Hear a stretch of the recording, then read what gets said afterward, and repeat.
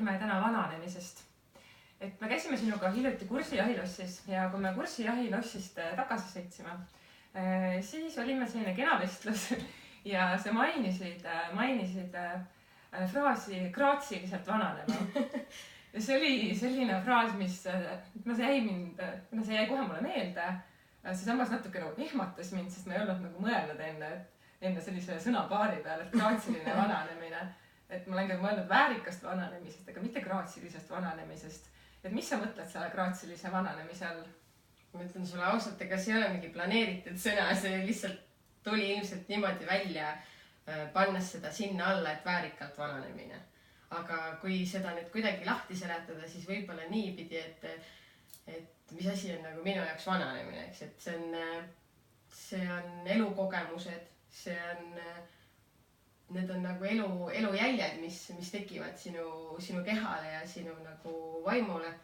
Et ma ei võta seda kui, et issand, et ma jään vanaks, et mu nahk läheb kuivaks ja kortsu või et ma ei tea, ma hakkan kuskilt rippuma või midagi. Et pigem vastupidi, et minul nagu naisena, kes on sünnitanud, mul on vedanud, mul ei ole nagu neid venitusarme, aga samal ajal võtta nagu venitusarme ka nii, et need ei ole mingid, ma ei tea, koledad armid, vaid tegelikult see on nagu näide sellest, et sa oled naine, sa oled andnud nagu, toonud ilmale elu. Et minu arust see nagu annab sulle hoopis juurde ja nagu näitab, mida sa oled siin elus nagu läbi koganud. Ja iga see nagu võib-olla hall karv või korts on ju tegelikult see sinu võimalus elada, et sa oled nagu sinnamaani jõudnud, et sul on need tekkinud.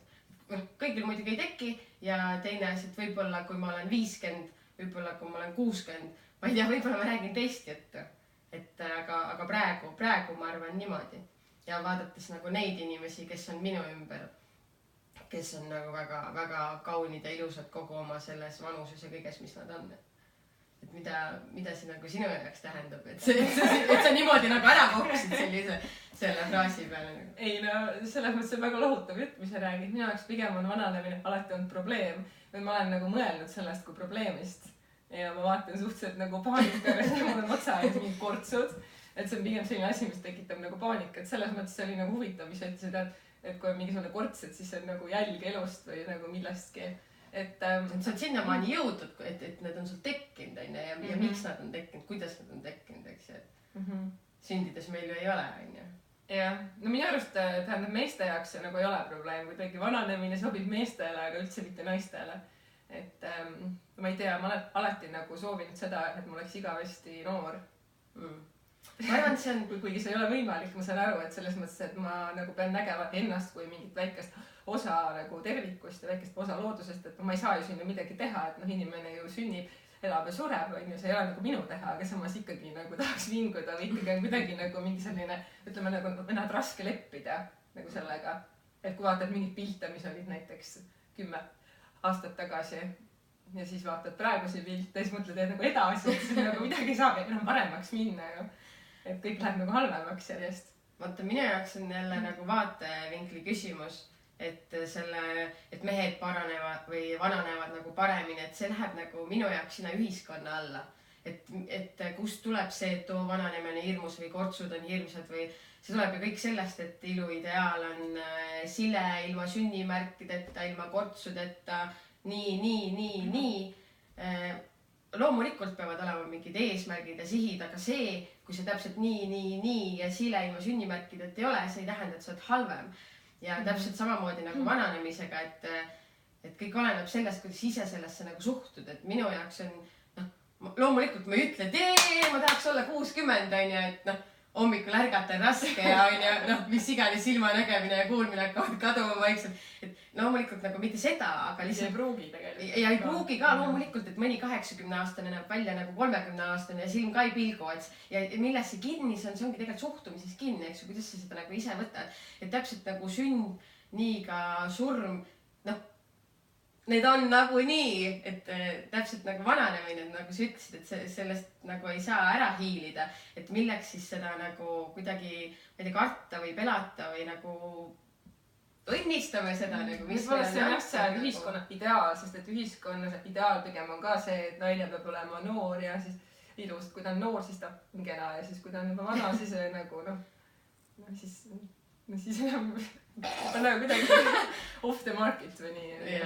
no aga see ongi nagu kuidas kellele, et ma ei tea, võib-olla ma ütlen, et võib-olla kui ma olen 60 või 70 või 80, siis ma olen ahastuses ja lähen iluoperatsioonidele, aga hetkel ma ütlen nagu küll seda, et samamoodi nagu need vaad, mis mul on kogu aeg olnud, ma ju samamoodi näen, kuidas need iga päevaga lähevad sügavamaks ja kuidas need kurrud siin ja kuidas need kurrud siin, aga minu jaoks, mida rohkem mul on siin kurre, see tähendab, et rohkem olen naeratanud, seda rohkem on olnud mu elus rõõmu nagu, et mina kavatsen seda nagu nii-öelda nagu rõõmuga vastu võtta kõike seda, mida ma olen nagu elus läbi kogenud või mida ma olen nagu elus tundnud ja mitte nagu noh, ma ei tea, võib-olla tuleb see keskea kriis, vaata.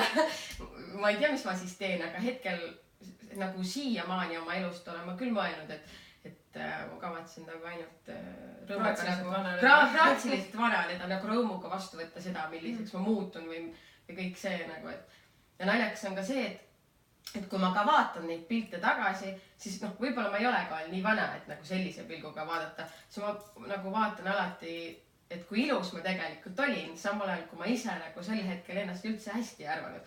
Aga ma ei vaata seda nagu selles mõttes, et ma praegu enam ilus ei ole või et siit läheb nüüd allamäge, vaid ma lihtsalt vaatangi seda, kui palju ma olen muutunud või kui palju nagu inimene elus muutub.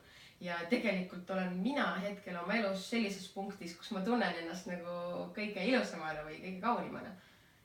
Nii et kõik sõltub suhtumisest. Et kõik on nagu see, kuidas me muutume ja kas me muutume nagu selliseks vana inimeseks, pahuraks ja vingumaks on ju. Et see on ka tegelikult nagu meie teha. Kas me leiame endale nagu tegevust, kus käia ja mida teha või me olemegi see mutika, kes istub akna peal ja siis karjub noorte peal on ju. See on ju meie enda valikute küsimus. Alati leiab midagi teha. Aga kas graatsiline vananemine on sama, mis väärikas vananemine? Või on väärikas vananemine ja midagi muud? Minu jaoks on need nagu suhtena minu jaoks, sest see on nagu minu välja öeldud fraas, minu jaoks on need põhimõtteliselt üks ja sama asi, mis tähendab nagu seda, et ma tunnen ennast hästi ja ma ei pane võib-olla lateks roosat miniseelikut selga, kui ma saan 70. Samal ajal see tähendab, et ma pean hakkama nagu mingid kodukitleid kandma, et või täpselt sama, et ma esimese kortsu peale ei lase botoxit süstida ja esimese halli karva peale ei kavatse mina juukseid värvima, vaid pigem ma arvan, et see on nagu siuke vau-hetk, et nagu tegelikult selles mõttes, et ma võib-olla olen loll, aga võib-olla ma olen kukkunud, aga see on nagu minu jaoks on nagu siuke äge, see on elu, see on nagu ma ei oska öelda, see on nagu nii paratamatus on ju, et nagu see on rõõmustavalt positiivne. Võta seda nagu vau on ju, et ma ei ole leidnud hetkel ühtegi. Mina kahjuks olen. Aga ma veel ei värvi juukseid, aga kui neid tuleb liiga palju, siis küll. Aga see on jälle see puhas nagu, see on elukogemus, see on nagu, see ei ole mingi, ma ei saa aru nagu, et mingi, aga kes ütleb, et see ei ole ilus nagu, vaata näiteks, mis on praegu noorte seas moes kõige levinum juuksevärv.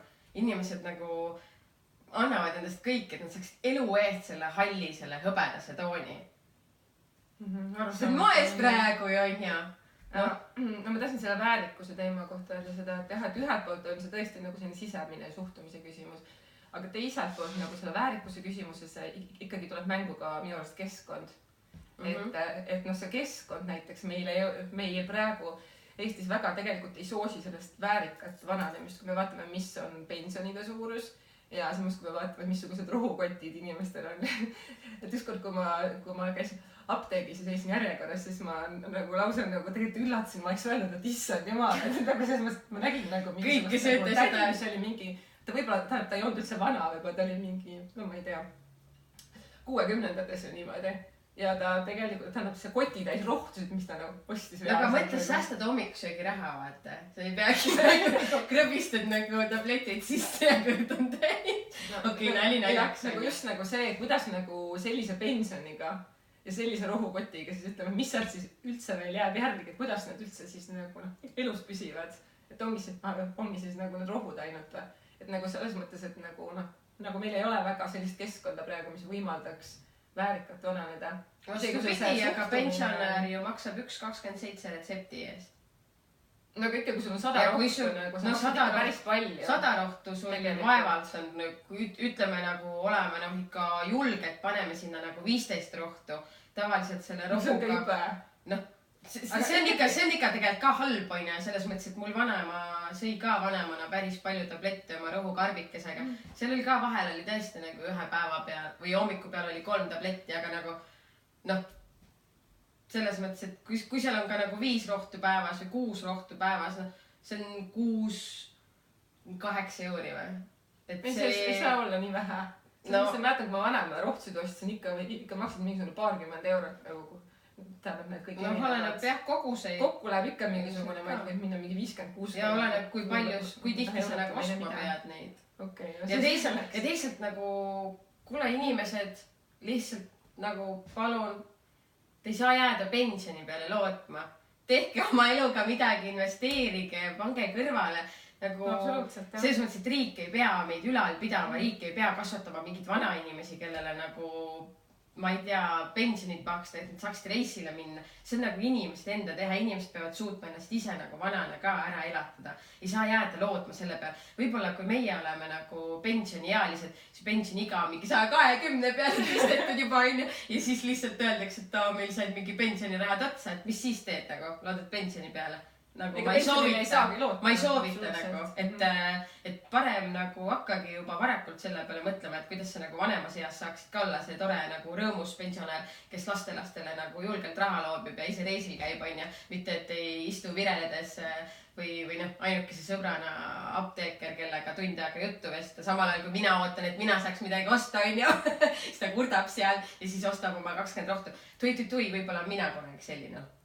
Never know, on ju. Kuhu elu meid viib ja noh, ei saa jälle midagi nagu halvasti öelda, elu on ja aga ma arvan, et kui sa juba ise natuke positiivsemalt mõtled ja natuke selle nimel nagu tööd teed, et sul see tulevikus parem oleks, siis ma arvan, sul rohkem lootust. Ja vähemalt on sul lõbusam elu nagu, kui sa ise sellesse nagu lõbusalt suhtud. Ühesõnaga pole põhjust paanikaks. Minul mitte, ma ei tea, mida rõõmsalt siis. Ma arvan nii. Ja las need vaadake. Mulle meeldib sulle suhtumine. Aga kui teil on mõtteid, siis kirjutage meile. Tšau!